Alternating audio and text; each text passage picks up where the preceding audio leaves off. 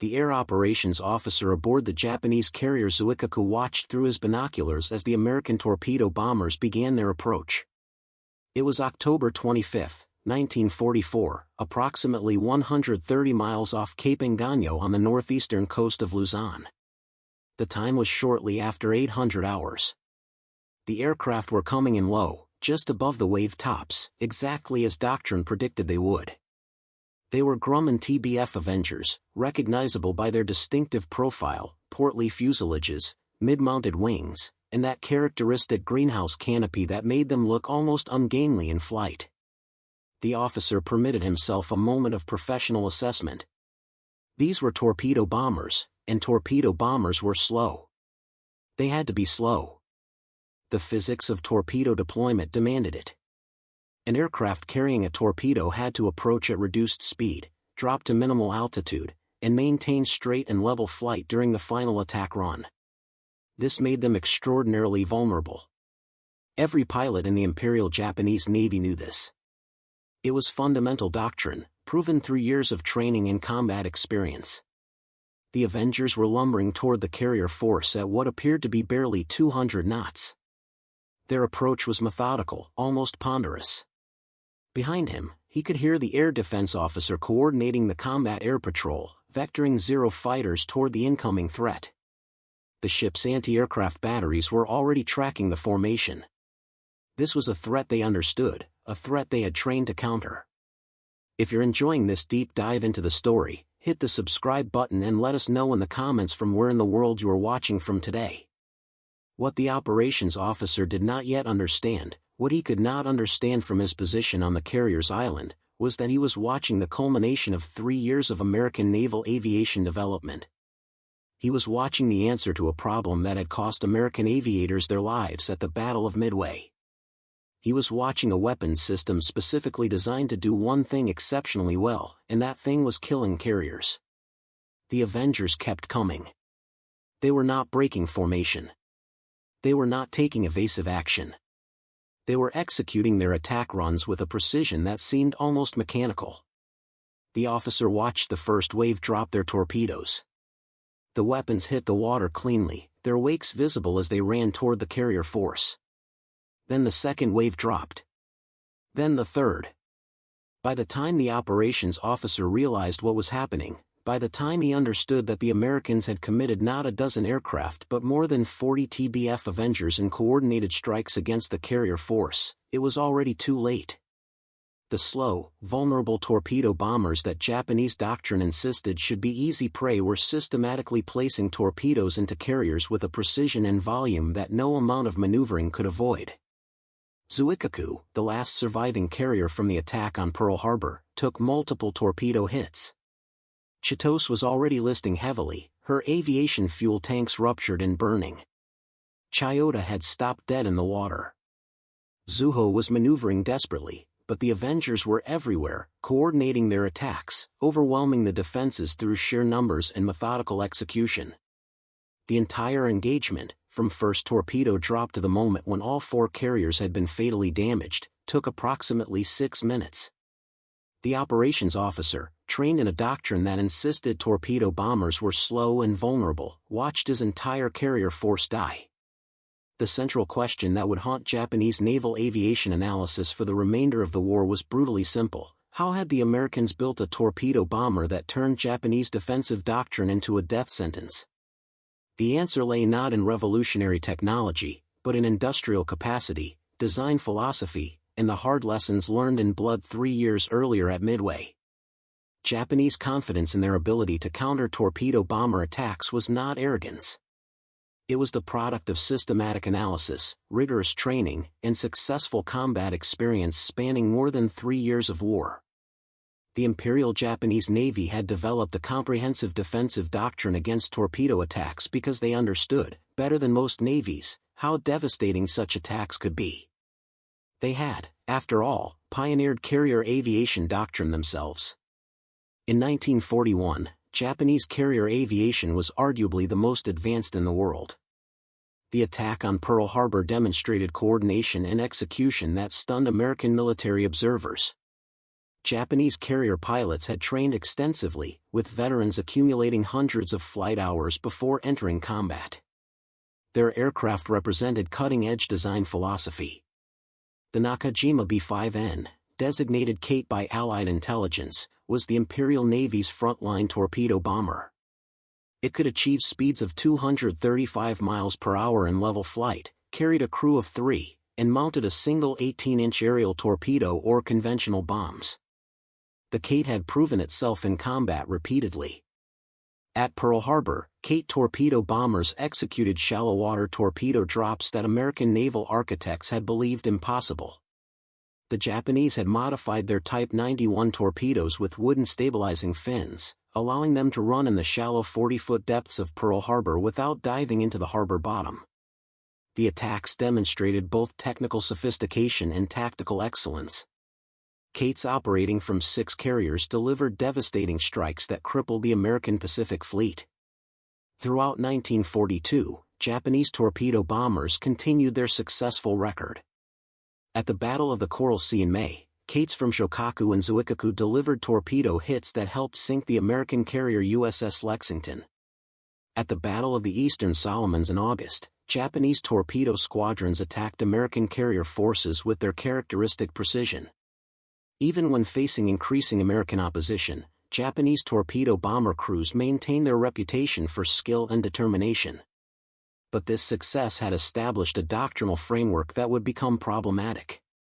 Japanese naval aviation analysts had studied their own Kate's performance characteristics and extrapolated defensive requirements. A torpedo bomber had to slow to approximately 130 to 160 knots for torpedo drop.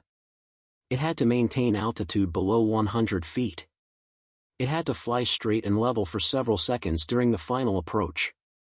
These requirements were not negotiable, they were imposed by the physics of torpedo deployment. Japanese defensive doctrine built around these constraints was comprehensive. Combat air patrol fighters would intercept torpedo bombers during their approach, ideally destroying them before they reached drop range. The Kate's maximum speed of 235 miles per hour made it vulnerable to fighter interception. Zero fighters, capable of 330 miles per hour, had substantial speed advantage. If enemy torpedo bombers penetrated the fighter screen, the carriers themselves would maneuver at maximum speed, typically 32 to 34 knots for Japanese fleet carriers. High-speed maneuvers made it difficult for slow torpedo bombers to achieve favorable attack positions. Anti-aircraft fire provided the final defensive layer. Japanese carriers mounted substantial anti-aircraft batteries. Zuikaku, for example, carried 16 5-inch dual-purpose guns, numerous 25mm anti-aircraft guns, and multiple machine gun positions. These weapons could create devastating fields of fire against low-flying, slow-moving targets. The doctrine assumed that torpedo bombers approaching at 150 knots, flying straight and level at minimal altitude, would be exposed to concentrated anti-aircraft fire for extended periods.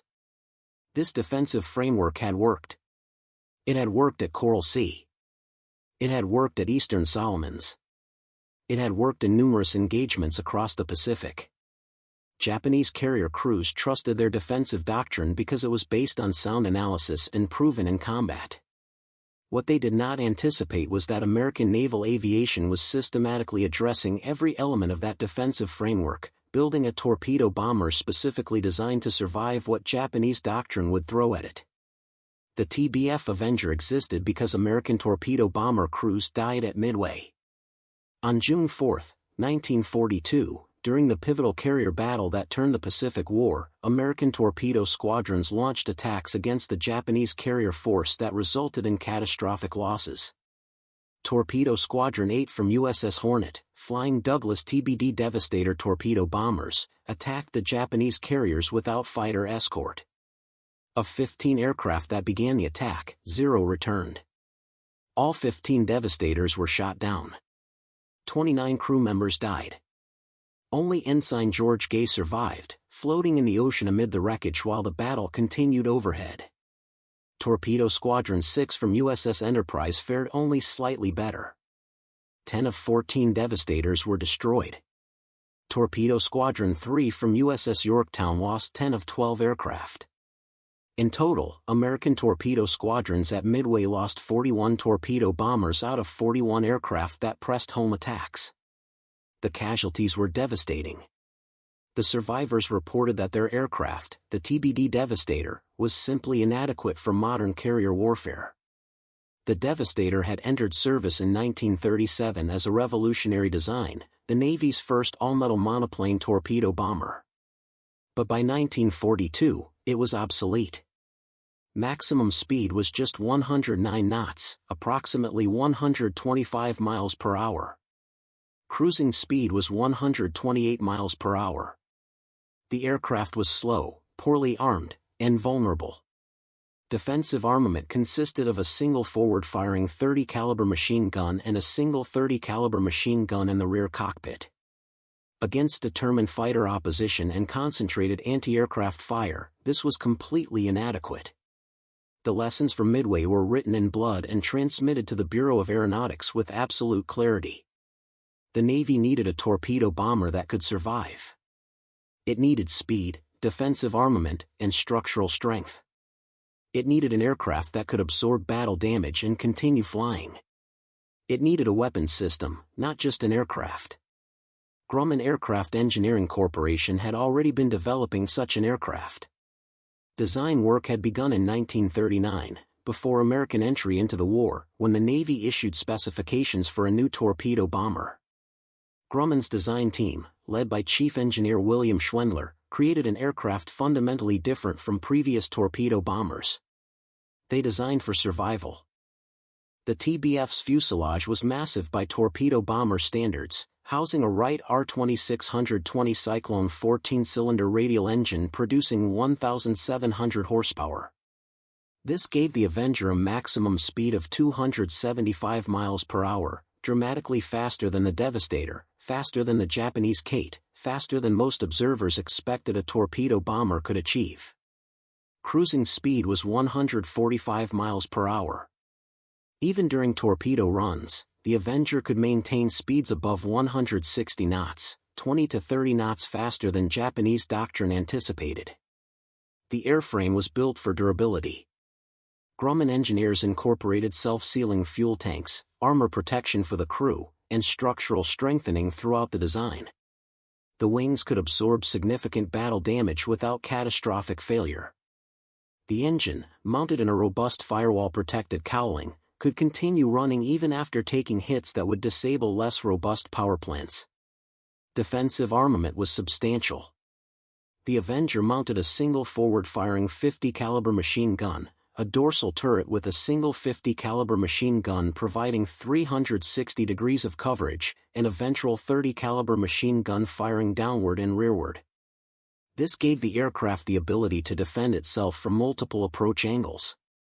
The .50 caliber weapons, the same that had proven so effective against Japanese armor at Saipan, provided real striking power against attacking fighters. The weapons bay was ingeniously designed. It could carry a single Mark 13 torpedo weighing 2,000 pounds, or 4 500-pound bombs, or depth charges for anti-submarine warfare. The bay doors were actuated by a simple but reliable system that allowed rapid ordnance delivery. The first TBF Avengers entered combat service in June 1942, just days after the disaster at Midway. 6 Avengers from VT-8, detached to Midway Island before the battle, participated in attacks against the Japanese carrier force. 5 were shot down, demonstrating that even the improved Avenger faced devastating odds when operating without proper support. But the single surviving aircraft returned to base with extensive damage, including multiple cannon hits and significant structural damage to the tail section. The aircraft flew home. The crew survived. The Devastators at Midway had simply disintegrated under similar punishment. This survivability became the Avenger's defining characteristic as production ramped up. Grumman's manufacturing facilities in Bethpage, New York, began mass production in 1942. Eastern Aircraft Division, a General Motors subsidiary, joined production in December 1942, building Avengers designated TBM to distinguish them from Grumman's TBF models. The aircraft were mechanically identical, differing only in minor manufacturing details. By October 1944, American carriers operated more than 400 Avengers in frontline service across the Pacific Fleet. Each Essex-class carrier, the Navy's newest and most capable carriers, typically embarked approximately 15 Avengers as part of its air group. This represented a massive increase in torpedo carrying capacity compared to earlier war years. The aircraft were everywhere, a ubiquitous presence in every carrier task force. Crews training on Avengers discovered an aircraft with quirks but also with remarkable capabilities. The Cyclone engine was powerful but temperamental, requiring careful management during takeoff and landing. The turret, while providing excellent defensive coverage, was cramped and difficult to operate in extended combat. The weapons bay required precise arming procedures. A mistake could result in hung ordnance or, worse, premature detonation. But crews also learned the Avenger could absorb punishment that would destroy other aircraft. There were documented cases of Avengers returning to carriers with sections of wing fabric shot away, tail surfaces partially severed, and engine cylinders damaged, yet still flying under control. The self-sealing fuel tanks worked as designed, preventing catastrophic fires when punctured. The armor protection saved lives, stopping or deflecting fragments in small-caliber rounds that would have killed crew members in earlier aircraft. The Mark 13 torpedo, carried in the Avenger's weapons bay, had undergone its own troubled development. Early versions were notoriously unreliable, suffering from depth control problems, circular runs that endangered the launching aircraft, and simple failures to detonate. By 1944, after extensive testing and modification, the torpedo had become reliable. It could be dropped from altitudes up to 800 feet at speeds up to 300 miles per hour, though lower and slower improved accuracy. Once in the water, the Mark 13 ran at 33 knots to ranges exceeding 6,000 yards. The warhead contained 600 pounds of Torpex explosive, sufficient to cripple or sink any warship. Avenger tactics evolved through combat experience. The aircraft worked best in coordinated strikes involving multiple squadrons attacking from different angles simultaneously. This overwhelmed defensive capabilities, forcing carriers to maneuver against threats from multiple directions.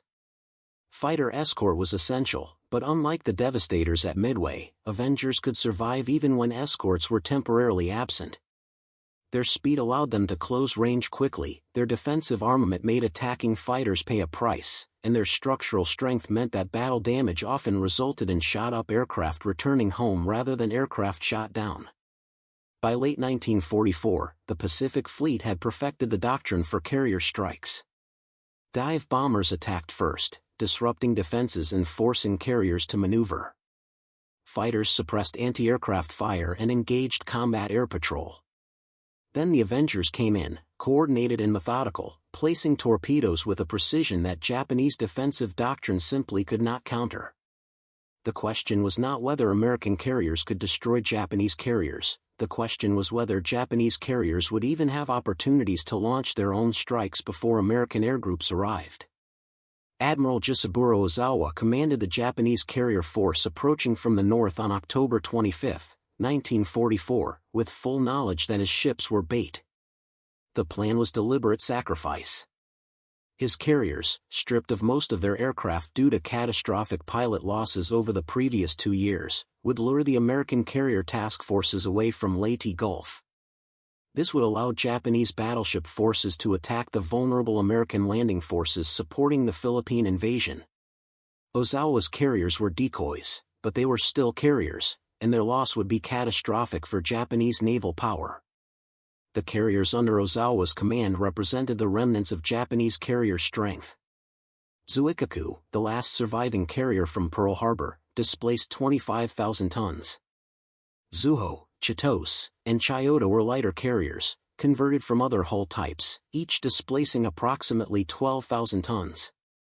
Together, they carried barely 100 aircraft, and most of those were fighters with minimal training. Japanese carrier aviation had been systematically destroyed over 2 years of attrition warfare.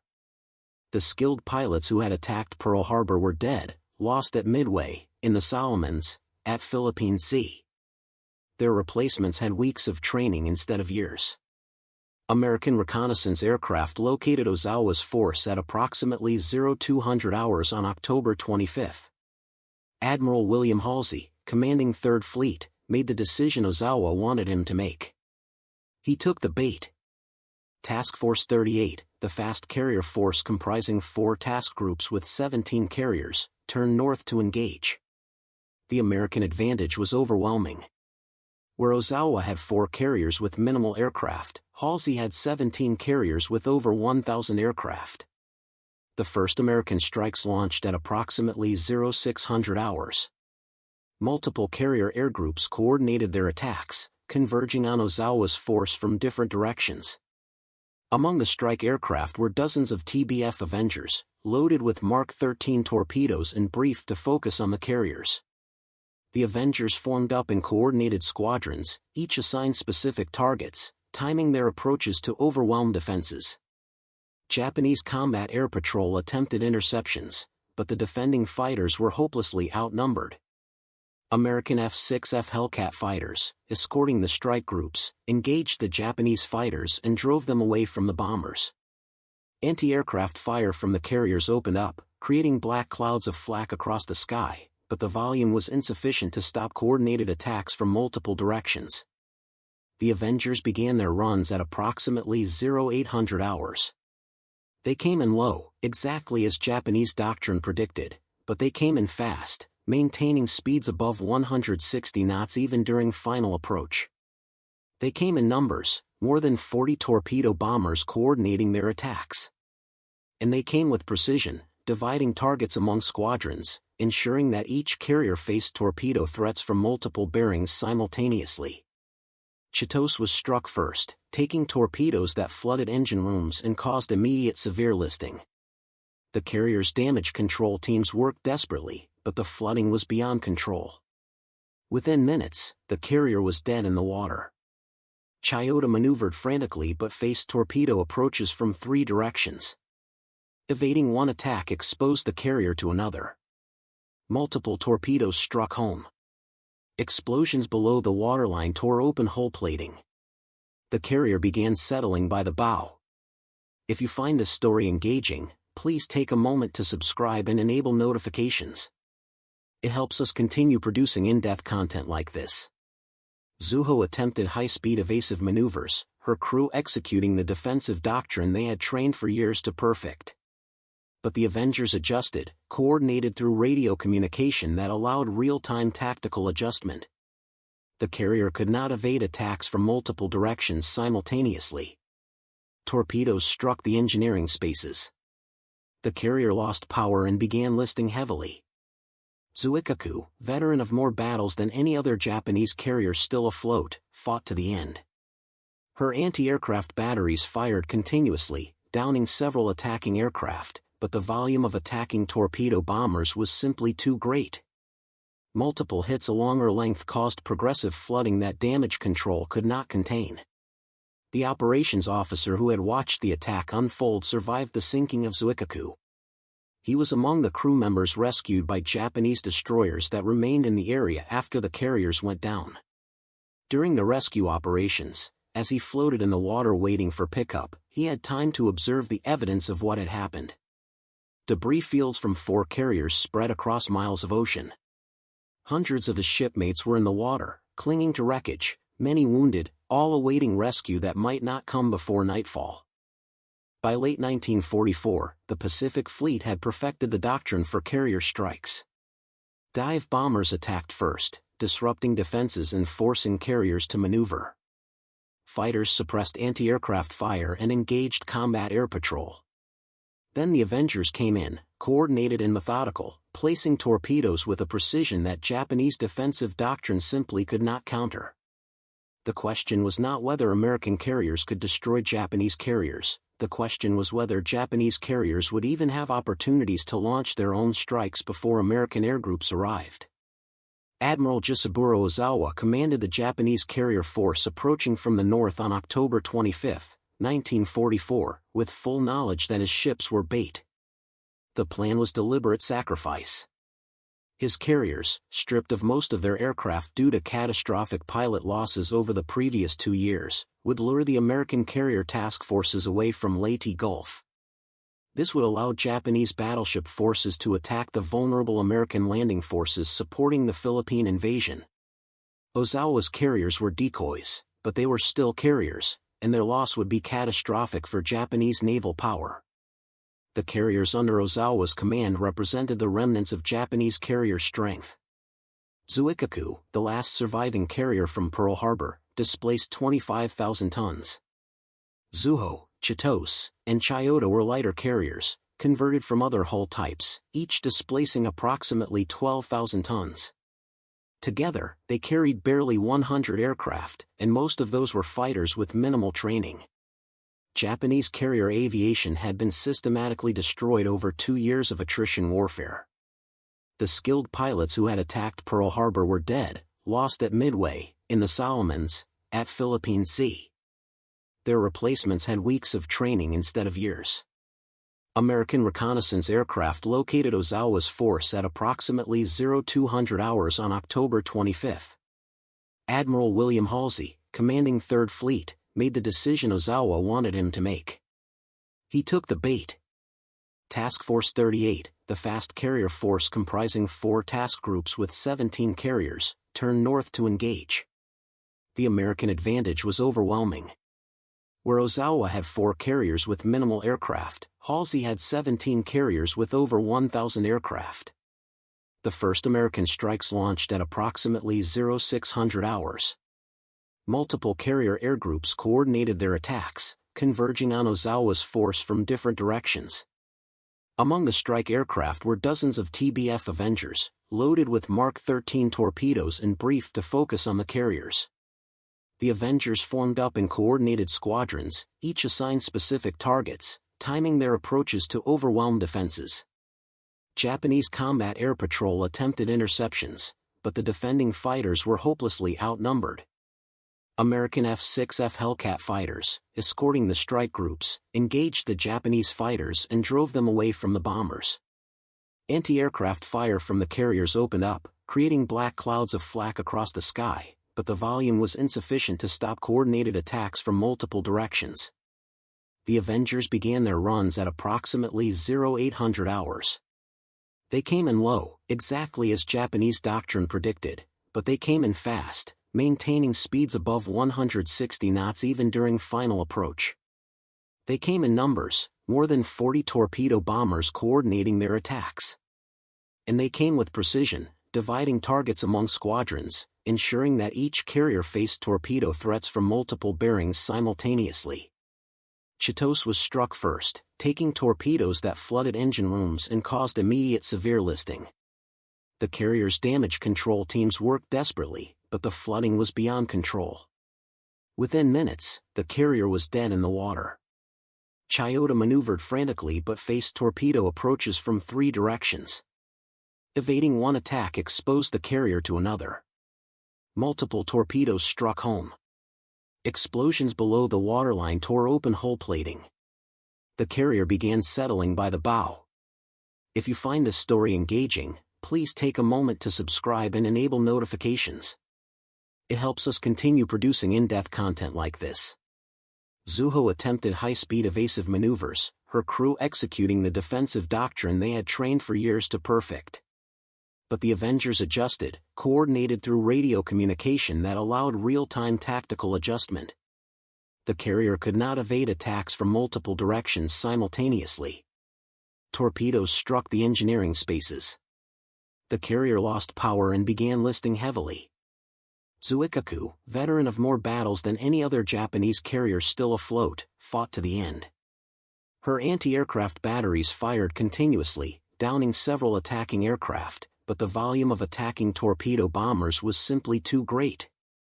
Multiple hits along her length caused progressive flooding that damage control could not contain. The operations officer who had watched the attack unfold survived the sinking of Zuikaku. He was among the crew members rescued by Japanese destroyers that remained in the area after the carriers went down. During the rescue operations, as he floated in the water waiting for pickup, he had time to observe the evidence of what had happened. Debris fields from 4 carriers spread across miles of ocean. Hundreds of his shipmates were in the water, clinging to wreckage, many wounded, all awaiting rescue that might not come before nightfall. The American carrier task forces, by contrast, operated with increasing confidence and capability through the remainder of the war. The Avengers that had proven so effective at Cape Engaño continued their work at Iwo Jima, at Okinawa, and in strikes against Japanese home islands.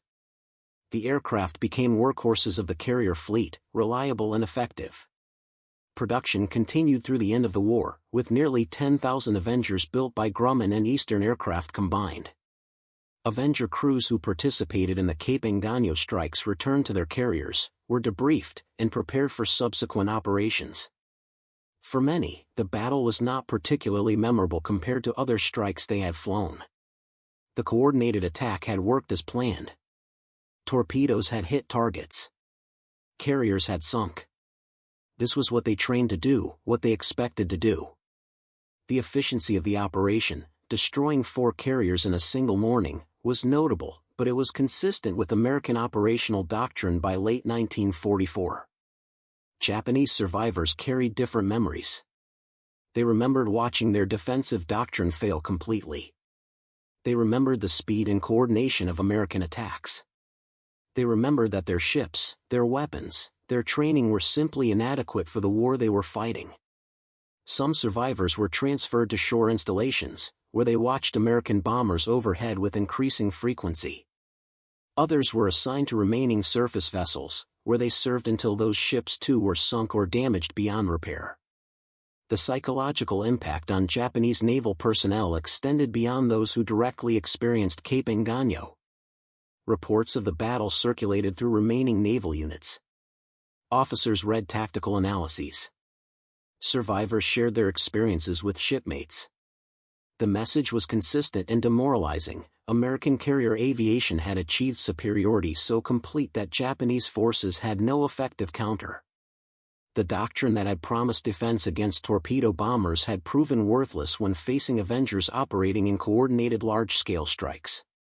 The destruction of Ozawa's carrier force at Cape Engaño represented the culmination of American industrial mobilization applied to carrier warfare.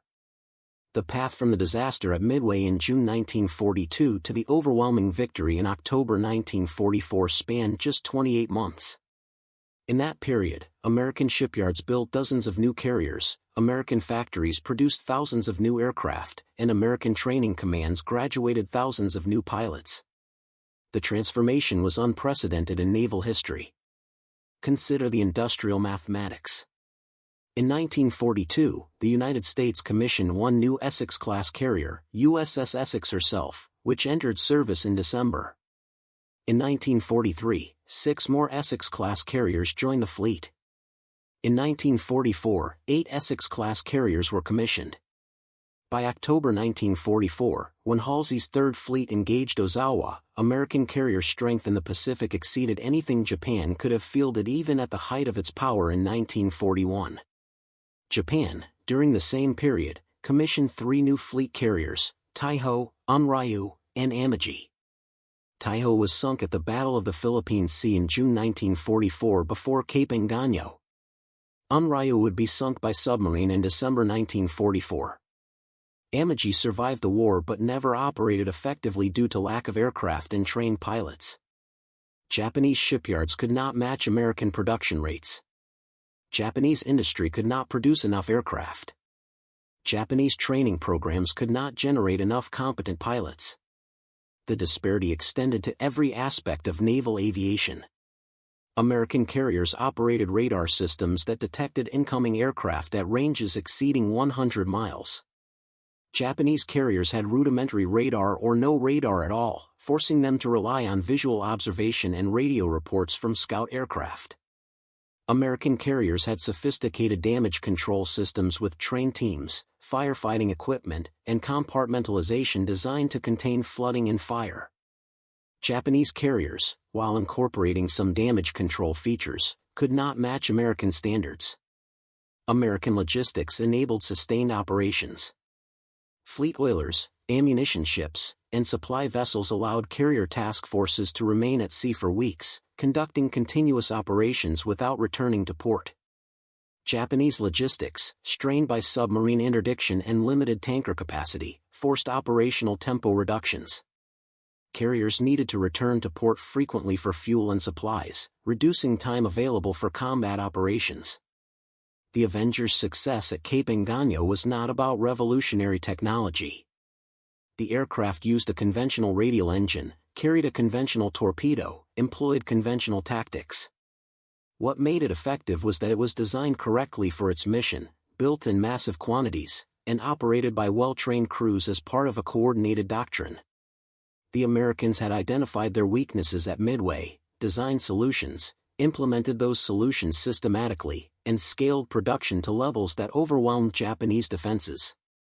Japanese naval aviation, by contrast, never recovered from early war losses.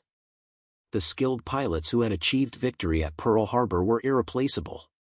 Training a carrier pilot required years under optimal conditions. Japan in 1943 and 1944 could not provide optimal conditions. Fuel shortages limited flight training hours. Aircraft losses exceeded production. Training facilities faced air attack. The pilot quality declined steadily, even as American pilot quality improved through systematic training programs that graduated thousands of competent aviators annually. The strategic significance of Cape Engaño was that it demonstrated the futility of Japanese resistance. Even when Japanese command deliberately sacrificed carriers as decoys, accepting their loss as an operational cost, the Americans could destroy those carriers efficiently and with minimal losses. American carrier task forces could project power across the Pacific, striking targets anywhere within their operational radius, while Japanese forces could barely defend their own territory. The battle proved that American industrial mobilization had created military capabilities that Japan simply could not counter. The gap was unbridgeable. No tactical innovation, no operational brilliance, no sacrifice by Japanese forces could overcome the material disparity. The operations officer aboard Zuikaku had watched the attack begin at approximately 0800 hours with professional confidence born from years of training and combat experience. He understood torpedo bomber doctrine. He knew the vulnerabilities these aircraft faced. He had watched Japanese defensive systems engage American attackers at Coral Sea, at Eastern Solomons, at Santa Cruz. He knew what should happen when slow torpedo bombers approached a carrier defended by combat air patrol and anti-aircraft batteries. By 0810 hours, he knew his understanding was obsolete. The Americans had changed the equation. They had built an aircraft that was not slow enough to be easy prey for fighters or anti-aircraft fire. They had implemented coordination that overwhelmed defenses designed for sequential attacks. They had produced these aircraft in quantities that allowed saturation strikes. And they had trained crews to execute complex coordinated attacks with precision. The 6 minutes during which American Avengers torpedoed 4 Japanese carriers represented more than a tactical defeat.